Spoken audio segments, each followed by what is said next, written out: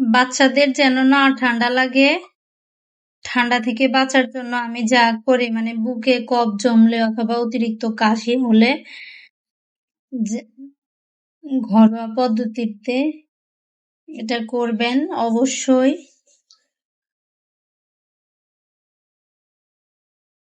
তারপরে চুলার উপরে একটা পাত্রে রসুন কুচিগুলা রেখে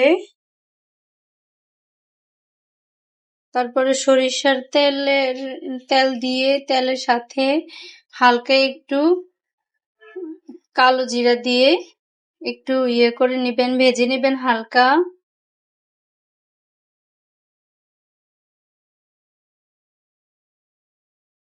তারপরে ভালো করে এরকম পোড়া পোড়া হয়ে গেলে সাথে অল্প একটু কেরোসিন তেল দিয়ে দিবেন, একবার অল্প একটু যেন হয়।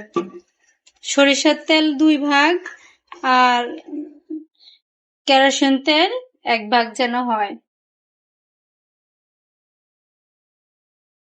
তো এরকম ধোঁয়া উঠলে বন্ধ করে দিবেন।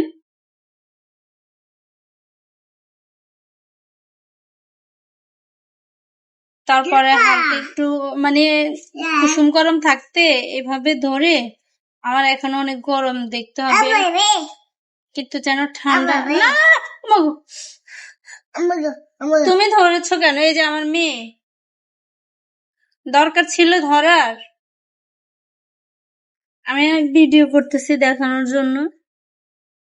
পরে এই যে মচমচে থাকতে থাকতে হালকা একটু ঠান্ডা যখন হবে তখন এটা ডোলে 2 হাতে, তারপরে পিঠে আর বুকে দিবেন শুধু, আর পায়ের তালু আর হাত তালুতে দিবেন।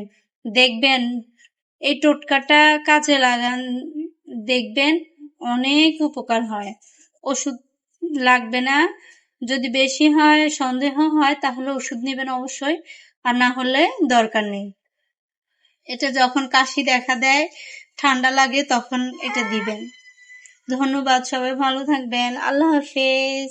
এই জামাটা ঠান্ডা হয়ে গেছে।